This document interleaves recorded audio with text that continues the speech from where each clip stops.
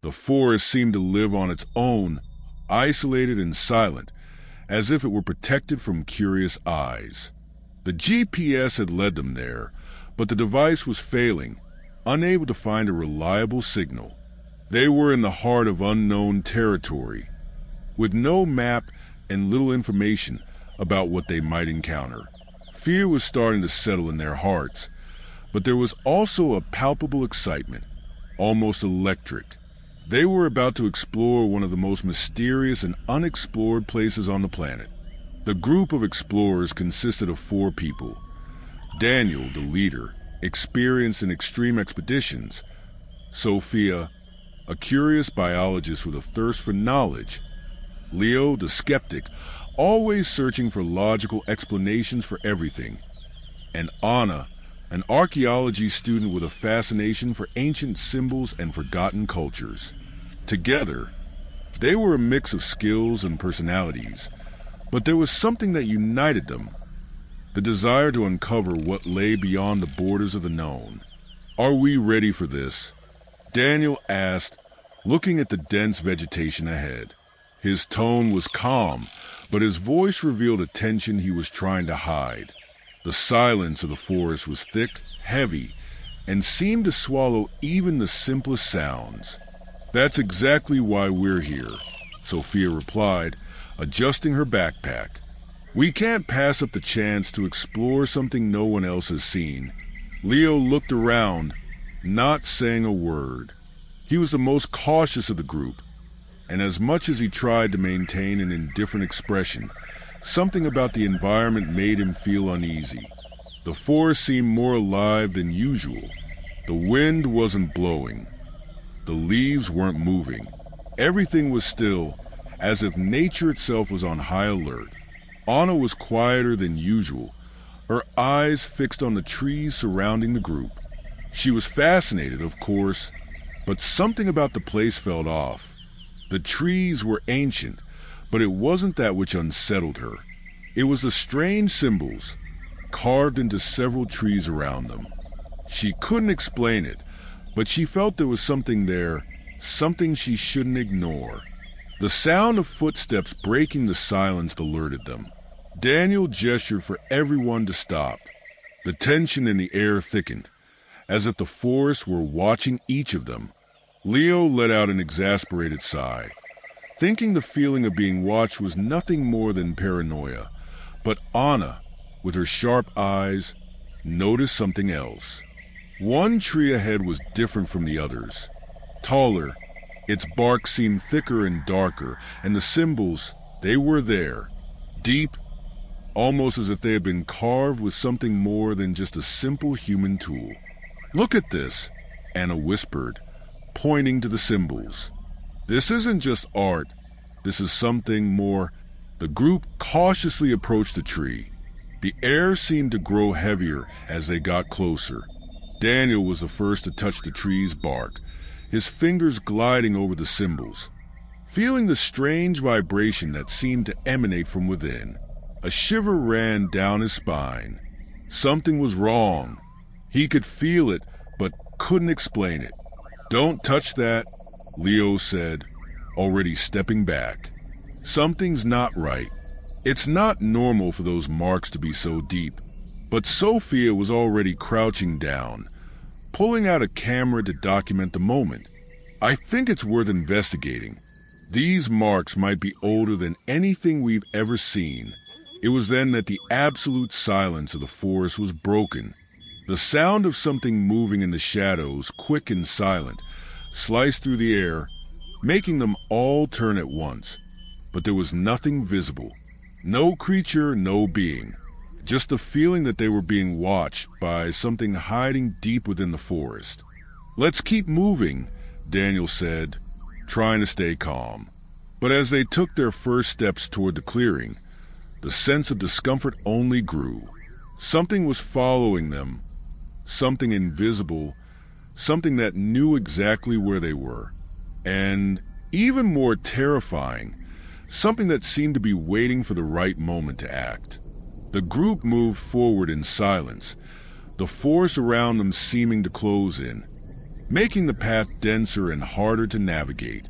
The trees, which had once seemed like part of the scenery, now felt like they were pushing them, as if trying to drive them away from the center of the forest. The air was heavy, and each step felt more difficult, as though the earth itself had become thicker, stickier. It wasn't just physical exhaustion. It was the growing sense that something was wrong. The forest was testing them. The tree with the symbols wouldn't leave Anna's mind. Something about the way the symbols were carved into the bark disturbed her. They weren't like any writing or art she'd ever seen. The lines were irregular but striking, as if they'd been made with some kind of supernatural force.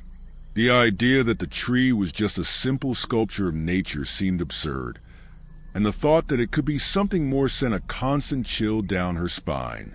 She didn't know exactly what it was, but she knew that tree was connected to something much deeper, something the forest didn't want them to uncover.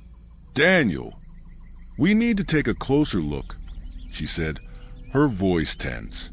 She felt like she couldn't ignore that tree. It was as if it was calling to her. Daniel looked at her hesitantly, reason battling against his instincts. "Anna, we've seen enough.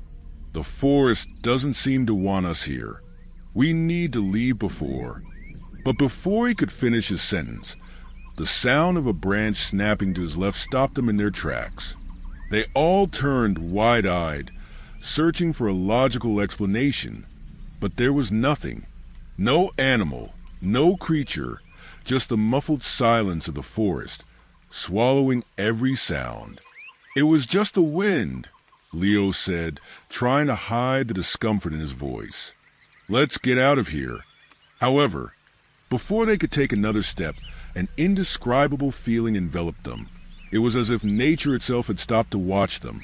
The wind, which had been silent before, suddenly picked up, whispering incomprehensible words in their ears, as though the forest was trying to communicate. It was a disturbing sensation, as if the very life of the forest was on full alert. Anna couldn't resist any longer. She ran back to the tree, now with her eyes locked on those marks that seemed to hypnotize her. She extended her hand and touched the bark again. The sensation was immediate and intense, a tremor that ran through her body, an almost electric vibration that made her heart race. That's when something strange happened. The marks on the tree began to glow, faint at first, but growing stronger as she touched them. "Anna!" Daniel shouted, running toward her. But before he could reach her, a sound of something quickly dragging through the underbrush froze them all in place. The sound was low but sharp, as though an invisible presence was rapidly closing in. Anna pulled her hand away from the tree and looked around. The feeling that something was there, watching them, intensified. They were no longer alone. Sophia was a few steps behind, staring at the glow still emanating from the tree. "What was that? Did you see that? The marks, they were glowing." "I felt it," Anna replied, breathing heavily. "But I don't understand what it means. I feel something's there, something is watching us." Daniel, always the pragmatist, now looked warily at their surroundings. "I think we should go back. This doesn't feel right." Before they could make another decision, the sound returned, louder now, coming from all directions. Quick, heavy footsteps, as though something was running toward them. But there was nothing to see, only the overwhelming sensation that they were being surrounded. "We're being watched," Leo whispered, his voice tight. "Whatever this thing is, it's here. We don't know what it is, but it's here." Then, like a sigh from the forest itself, the wind suddenly stopped. The silence that followed was more terrifying than any sound they had ever heard. The fear was palpable, a rising pressure that made each of their hearts race. The group was about to turn and retrace their steps, but the environment around them no longer seemed the same. The forest had closed in, impenetrable. The trees seemed to move, adjust, creating new paths and closing off exits. There was no way back. The only thing left to do was move forward, into the unknown. The feeling of being watched wouldn't go away. It was as if the forest itself was breathing with them, watching every movement, every word, every gesture. The group's steps grew heavier, like the earth was sucking their strength with each step. The fear that surrounded them wasn't just psychological. It was physical, almost tangible. The forest seemed to be closing in around them, growing denser, quieter, more oppressive with every second. "Sophia, did you see that? The glow from the tree?" Anna asked, her voice tense. She could feel eyes on her back, but when she turned around, there was nothing there. "Yeah, I saw it," Sophia replied, her tone serious. "But what was that?" "The marks. They glowed like they were reacting to our touch. That can't be normal." Daniel kept his eyes fixed on the path ahead, but his mind was restless. He couldn't explain what they were feeling. Everything seemed out of place, distorted. "We can't stay here much longer. Something's wrong. We need to go back." But when they looked around, they realized the forest wasn't the same. The trees, once naturally spaced, now seemed to form a maze. No direction felt right. The ground, which had seemed familiar and stable, was now covered in shadows and distorted shapes, as if the forest itself had moved. "We're lost," Leo murmured, his voice trembling for the first time since they arrived. I don't know where we are anymore. Nothing here makes sense." Panic began to settle in, a rising fear that made their hearts race, but there was no time to argue. The group was trapped, unsure of what surrounded them, unsure of how to escape, and the creature watching them, that invisible presence, was still there.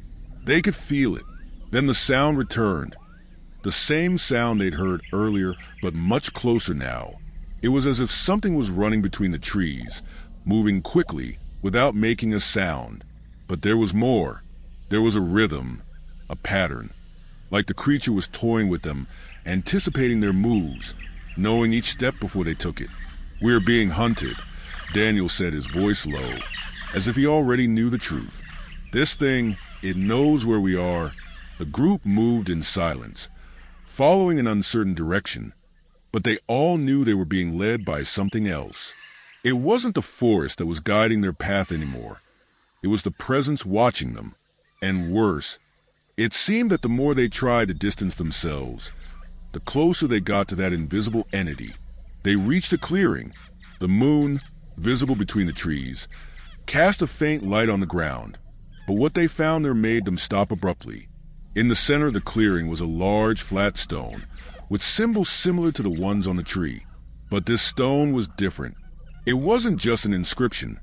It was as if the very earth had been altered, as if the stone had been placed there with a purpose, for something much bigger. Sophia stepped forward cautiously and touched the stone. Immediately, the ground beneath her feet began to tremble. The sound of the invisible presence grew louder, closer, as if it were about to reveal itself. The feeling of being watched intensified, overwhelming. And they could hear the creature's heavy breathing, though nothing was in sight.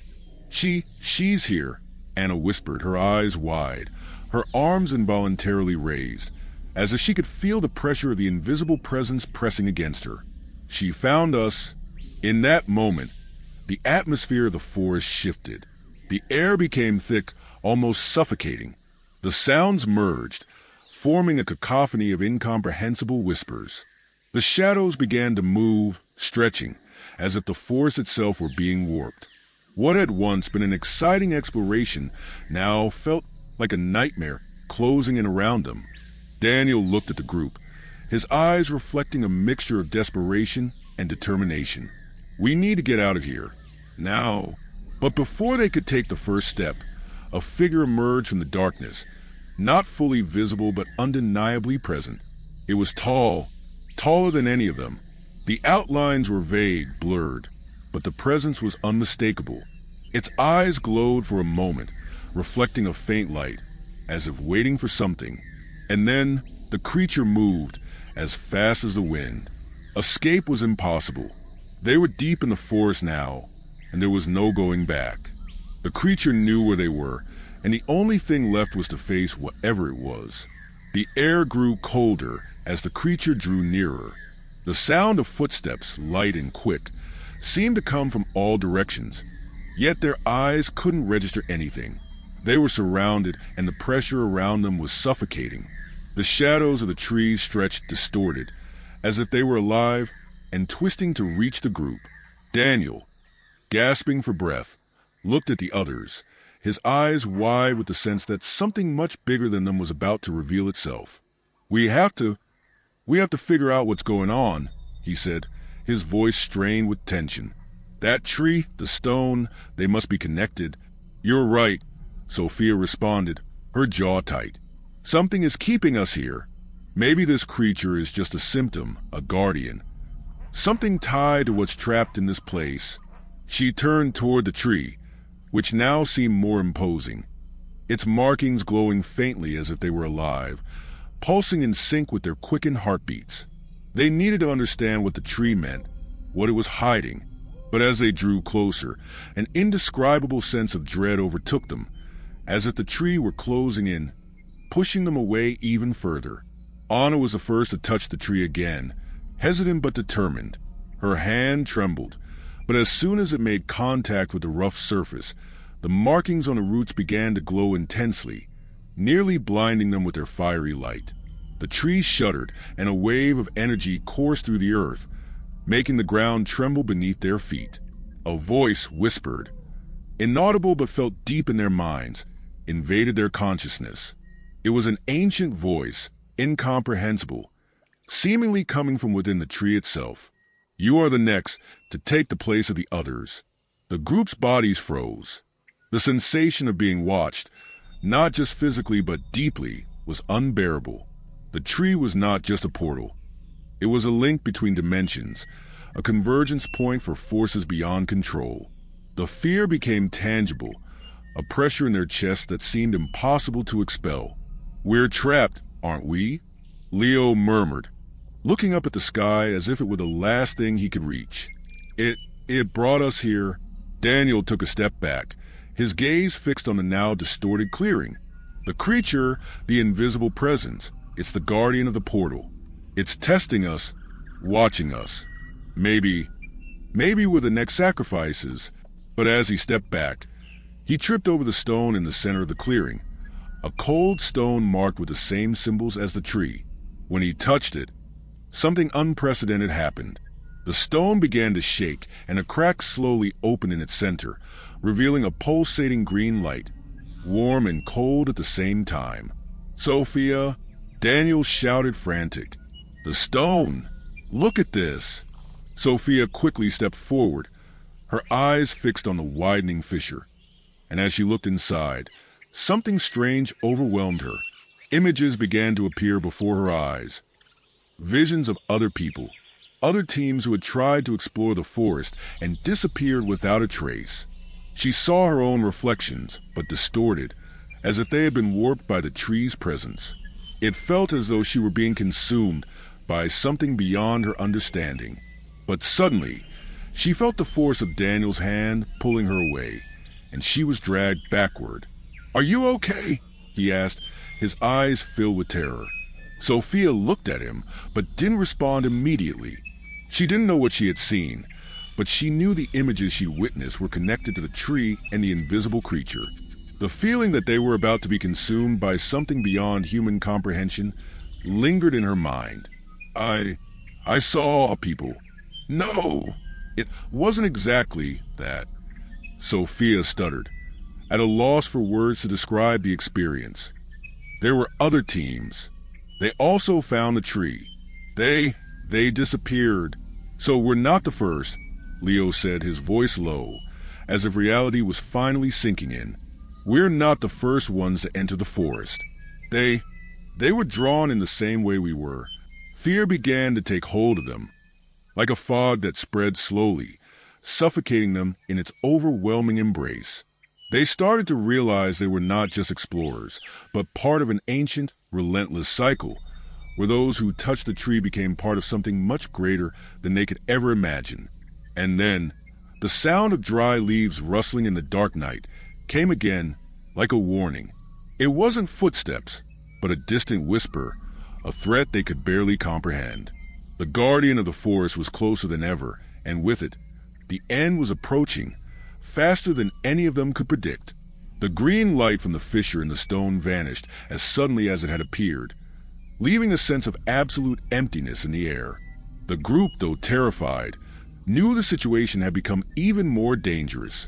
The tree pulsed silently in the distance, as if watching, waiting for the right moment to act. Whatever was there in that forest was not something humans could understand or even challenge. "We need to get out of here now," Daniel said with a firm voice, though filled with tension. He knew that, while the tree and the creature were powerful, there was something more at stake, something bigger than the simple search for answers. Sophia looked at him, still absorbing the experience in the stone, trying to organize her thoughts. "But what about the creature? It knows where we are. It's inside us. We can't escape it." Anna squinted and looked at the clearing. The field of visibility was darker now, and a thick fog was beginning to form around the tree. "We need to understand what's happening. If the tree really is a portal, we might be able to use it. Maybe it'll take us out to someplace safe." "It's not that simple," Leo retorted, nervous. "Nothing in this forest is simple. We can't control what we don't understand." He gestured toward the tree with an expression of pure anguish. "This is a nightmare." Without another word, the group began to move, the tension in their bodies making them quicker, as if they knew time was running out. But as they took their first steps toward the edge of the clearing, the sound began. A low sigh, almost imperceptible, but it quickly intensified. It was as if the wind had become a presence in itself, carrying the whisper of something ancient and insidious. It wasn't a voice, it wasn't a word, but a force, something that permeated the air around them. Daniel stopped in his tracks, turning abruptly. "I heard it. It wasn't the wind. It was her." He stared fixedly at the tree, its markings now more vivid and threatening. The creature was closing in, but there was no physical sign of it. It was a growing pressure, as though the very earth was tightening around their bodies. The presence, an invisible force, knew exactly where they were and what each of them was thinking. Every movement seemed to be anticipated before it was even made. Sophia, her eyes now fixed on the ground, saw something that made her blood run cold. It was a footprint, but not from an ordinary animal. It was deep, as if something heavy had been dragged through the earth, a mark embedded in the soil, as though the forest itself was shifting to swallow them. "We're being hunted," she whispered, more to herself than to the others. "The creature knows where we are. It knows every move we make." Fear spread between them, like a flame that couldn't be extinguished. Every step felt pointless, as if the forest had closed in on them, forcing them to walk in circles, unable to escape. "Run!" Daniel shouted, his face pale with desperation. "We can't stay here. She's closing in." But as they tried to run, the sound grew louder, the invisible footsteps echoing louder and closer. The group was being followed, but no one could see where the threat was coming from. Fear, now physical, pressed on their bodies with every breath. Anna, in a panic, looked behind her and saw something that nearly stopped her heart. The trees were moving, not as if the wind were pushing them, but as if they were shifting on their own, rearranging themselves around them, creating invisible barriers. She's manipulating the trees," Leo screamed, pointing at the strange movement of the plants. "It's not just a creature. The forest itself is alive." And in that moment, without warning, the creature revealed itself, but in a way far more terrifying than they could have imagined. It wasn't a physical being, but a shadow projected by the trees, a shadow that stretched and twisted, distorting the shapes around it, with eyes that reflected the moonlight in a supernatural way. The feeling of being watched intensified to an unbearable level. The creature knew everything about them, every fear, every thought that passed through their minds. There was no escape. They were trapped in the forest web, in a game with no rules, where fear was their only guide. "There's only one way out of here," Daniel murmured, almost without hope. "We need to..." We need to go back to the tree. It's the only thing that can show us the way out." But the thought of returning to where it all started felt unimaginable. The creature was closer than ever. The only thing they were sure was that somehow the tree held the key to their escape, but it also held the secret of something much darker, something that had already consumed many before them. "If we go back, we'll become part of it," Sophia said, her voice breaking, anguish evident in her eyes. "But maybe that's already happened. Maybe we're already part of it." The terror closed in on them like an invisible prison. The answer lay in the tree. But by going back, were they surrendering to what they'd been trying to escape? Time seemed to drag, every second feeling like an eternity of anxiety and fear. The invisible creature was watching them closely, its presence growing stronger, as though they were surrounded by an invisible sea of shadows. The group fell silent, breathing heavily, feeling the weight of constant terror, as if the forest itself was ready to swallow whatever was left of them. But there was no more time to hesitate. The only hope they had was a tree, a hope that now felt more like a death sentence.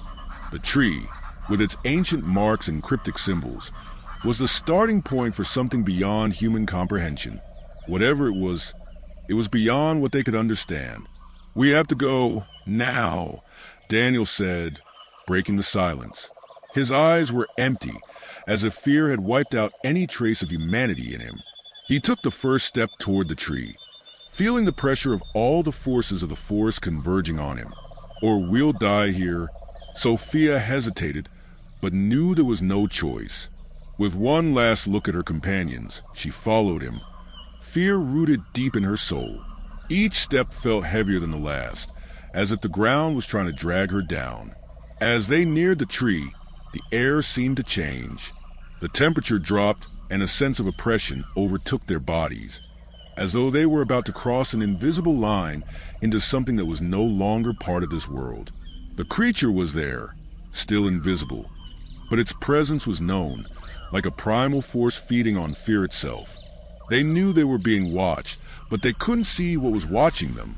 The feeling of being hunted, of having their minds rifled through, overtook them all. When they reached the base of the tree, something happened. The marks on the bark seemed to glow faintly, as though responding to their presence. The trunk opened, not like a door, but like a rift in space-time, an opening pulsating with cold, distant energy. The darkness beyond the opening seemed to swallow everything around it. This is what's keeping us here," Anna whispered, her eyes wide. She could feel the energy emanating from the tree, but it wasn't benign. It was something dark, something with deep roots in the very nature of fear. "We only have one chance," Daniel said, his voice faltering. He stepped closer to the opening, but before he could take another step, an overwhelming pressure hit them. The creature, or whatever it was there, now closer than ever. Daniel's mind filled with distorted images, visions of a world that shouldn't exist. He saw shadows, not of creatures, but of people. People who seemed to be part of the forest itself, as if they had been consumed by it. Their faces were distorted, their expressions frozen in eternal terror. They were there, trapped, as if time itself had stopped existing for them. "Don't look at it," Sophia screamed, but it was too late. When Daniel looked at the figures, he felt a searing pain in his head, as if something was trying to invade his mind, tearing him apart from the inside out. The forest, the tree, the creature. Everything seemed to converge on one point, a place where reality and madness intertwined. "Sophia," Anna cried, grabbing her friend and trying to pull her away from the horror in front of them. But Sophia was paralyzed, her eyes fixed on the figures, as if they were calling her. "The portal," Leo said in a fragile voice, "is the key to getting out." Daniel, his mind shattered by the pain, managed to push the images away. With superhuman effort, he moved closer to the opening in the tree, feeling the growing pressure around him. He didn't know what awaited him inside, but he knew there were no more choices. He turned to the others, his eyes desperate. "Let's go. Now." They ran toward the rift, crossing the threshold between reality and the unknown. But whatever was on the other side didn't want them. They were being pulled in, not by their own actions, but by an invisible force, as if the tree itself had chosen them. As they crossed the rift, the sensation of being in two places at once overwhelmed them. The forest disappeared around them, replaced by a dark emptiness, a space where time and space seemed to lose all meaning. The sound of the creature, now distant, followed them, but something told them it was still watching. Suddenly, a light shone ahead. It was soft, like the light of a candle, but with a strange, cold, lifeless glow. They moved closer, as if something was drawing them to that point. And when the light enveloped them completely, everything vanished.